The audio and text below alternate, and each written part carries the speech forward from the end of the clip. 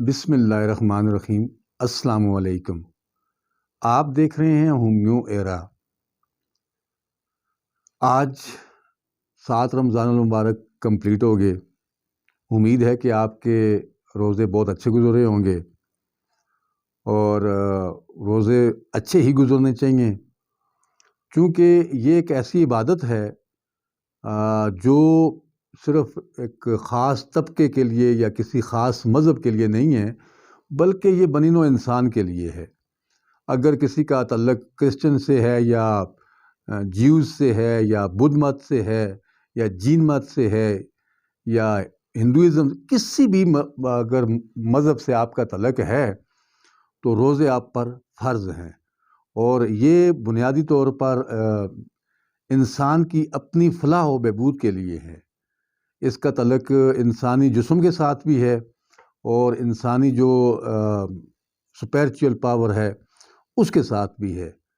تو یہ ایک بہت بڑا فلسفہ ہے، اس پہ جتنا بولا جائے اتنا ہی کم ہے، لیکن اس کے ساتھ ساتھ جب تک ہم اس کے رول اینڈ ریگولیشن پہ عمل نہیں کرتے، جیسے مسلم میں اس کا روزے کی جو ابتدا ہے یا انتہا ہے، یا جو اس کے رول اینڈ ریگولیشن ہیں وہ کچھ اور ہیں، اس طرح کرسچینٹی میں کچھ اور ہوں گے، اور جیوز جو ہے مذہب ہے اس میں اس کا کوئی ٹائمنگ اور اس کا جو سسٹم ہے وہ کچھ اور طرح کا ہوگا، لیکن فرض سب پر ہے۔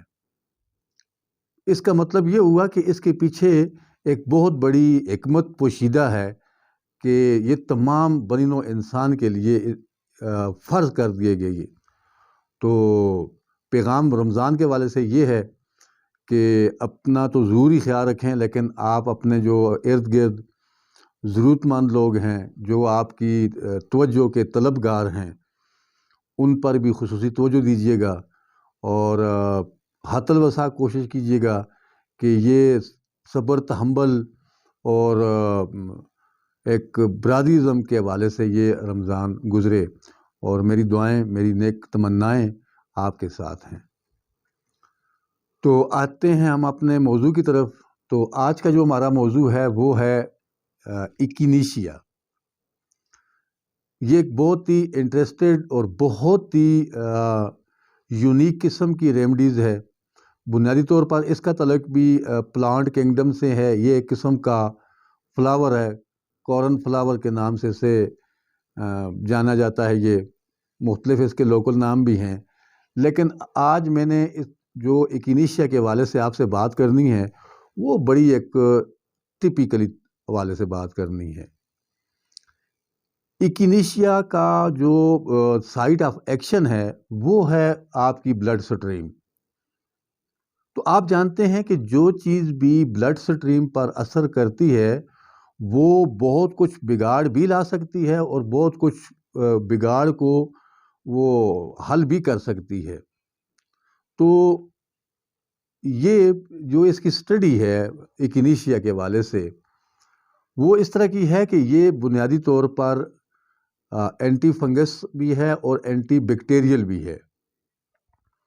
تو جہاں تک اینٹی بیکٹیریل کا تعلق ہے تو پھر اس کے جو زمرے میں جو ہمارا گلا ہے، ٹونسلز ہیں، سائنس ہے، چیسٹ انفیکشنز ہے، اس طرح کی بہت سی جو سمٹم ہیں ہمارے اپر بیل ریجن میں، تو یہ ان کا مداوع کرتی ہے۔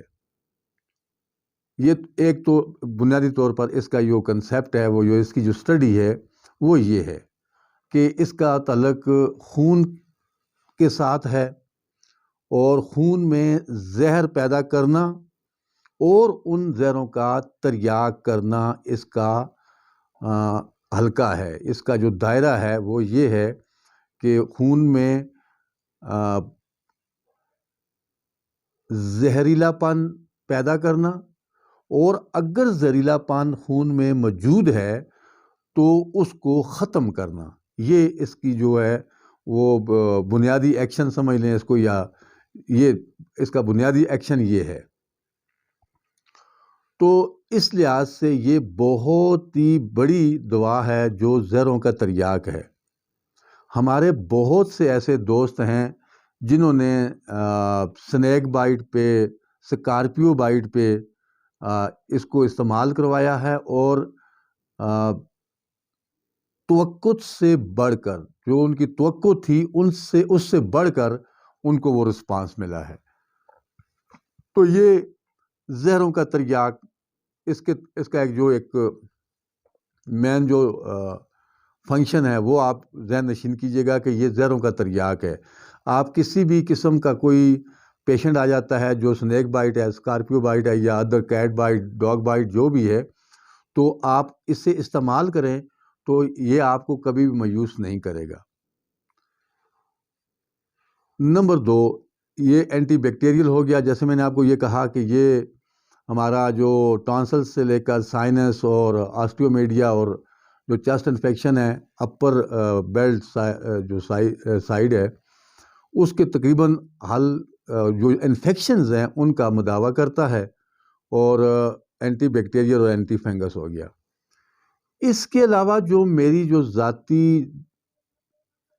15-16 سال کی جو پریکٹس ہے، اس کا جو ایک نچوڑ ہے، میں نے ایکینیشیا اور ٹائنوسپورا کے بعد کوئی تیسری میڈیسن ایسی نہیں دیکھی جو کہ امیون بوسٹر ہو، جو کہ انسانی امیون سسٹم کو بوسٹ کرتی ہو۔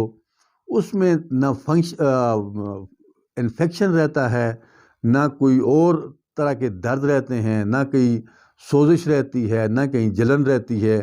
وہ بندہ مکمل طور پہ ریکوری کی طرف آتا ہے جب انسان کی قوت حیات اپنا کام ایکوریٹ کر رہی ہوتی ہے۔ آپ جانتے ہیں کہ ہومیوپیتھک فلاسفی، بیسک فلاسفی یہ ہے کہ جیسے ہی انسان کی قوت حیات دب جاتی ہے، امیون سسٹم ویک ہو جاتا ہے، تو انسان کے اندر پھر بہت طرح کی جو علامات ہیں، سمٹم ہیں، ان کا ظہور بھی ہوتا ہے، اور اسے باڈی کلی پین بھی ہوتا ہے، تکلیف بھی ہوتی ہے، وہ بے چین بھی ہوتا ہے، یعنی کہ وہ اس کی جو زندگی ہے یا اس کا جو ٹائم ہے وہ پیسفل نہیں ہے، وہ ڈسٹرب ہے۔ تو بیسک تو ہے، یہ ہماری جو فلاسفی ہے وہ امیون سسٹم پہ ہے۔ اگر امیونٹی ہماری ایکوریٹ ہے تو ہمیں کسی قسم کی کوئی جو بیماری ہے یا کوئی بیڈ سمٹم ہے، اس کی ہمیں کوئی پرواہ نہیں ہے۔ کیوں؟ ہمارا جو سسٹم ہے، ہمارا جو باڈی سسٹم ہے، اس کے اندر استعداد قبولیت کی کوئی جگہ ہی نہیں ہے۔ وہ کسی چیز کو، بیکٹیریل ہے یا فنگس ہے، وہ کسی چیز کو بھی ایکسیپٹ کرتا ہی نہیں ہے، تو وہ آلریڈی امیون فل ہے۔ تو کہنے کا مقصد یہ ہے کہ میں نے اپنی پریکٹس میں ایکینیشیا، پرورٹی، ٹائنوسپورا، کورڈیفولیا، بعد میں اس پہ ہم ویڈیو بنائیں گے، میں آپ کو بتاؤں گا کہ وہ کس طرح اس کا سسٹم ہے اور وہ کس طرح باڈی پہ کام کرتی ہے۔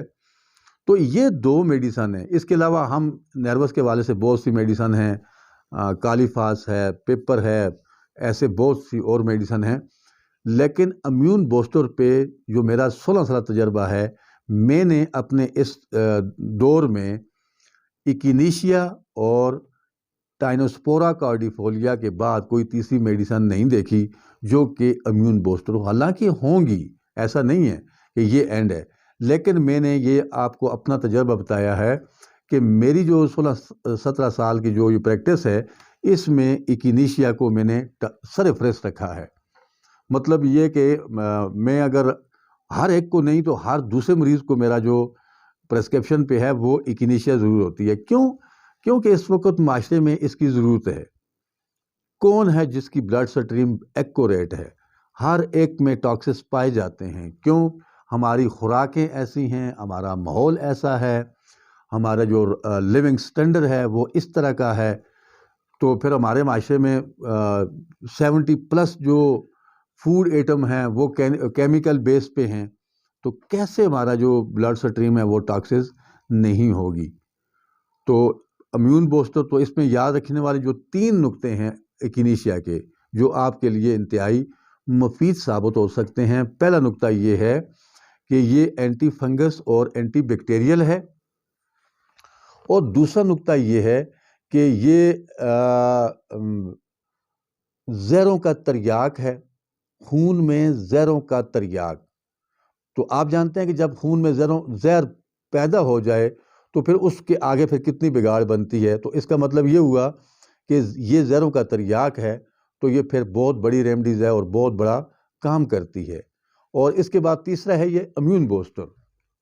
مطلب یہ ہے کہ آپ کوئی سمٹم لینے کی ضرورت نہیں ہے، آپ کو پتہ ہے کہ بندہ جو ہے وہ امیون لیس ہے، اسے بخار بھی ہوگا، اسے ہیڈ ایک بھی ہوگی، اسے سستی کالی بھی ہوگی، اسے اسٹموٹائٹس بھی ہوگا، اسے کانسٹیپیشن بھی اسے بہت کچھ ہوگا۔ کیوں؟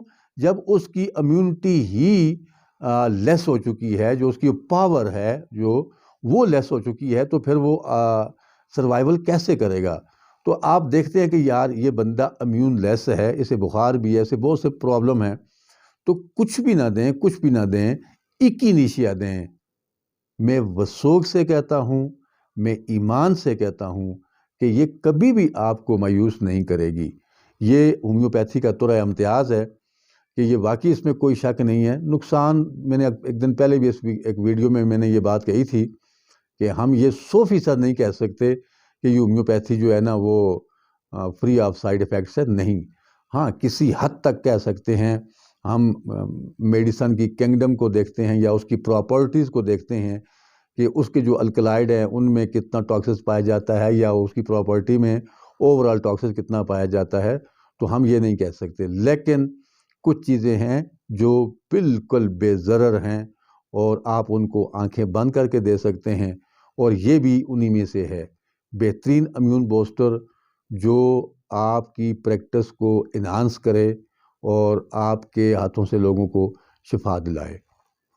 تو امید ہے کہ آپ اسے اپنی اگر پریکٹس میں ہے تو اسے مزید اس کو اسٹڈی کریں، اور اگر آپ کی پریکٹس میں نہیں ہے تو پھر میں امید کرتا ہوں کہ پھر آج ہی سے آپ اسے اپنی پریکٹس میں شامل کریں گے۔ اب تک کے لیے اتنا ہی۔ اپنی صحت کا خاص خیال رکھیے گا، کیونکہ آپ کی ساری خوشیاں آپ کی صحت سے وابستہ ہیں۔ بہت شکریہ۔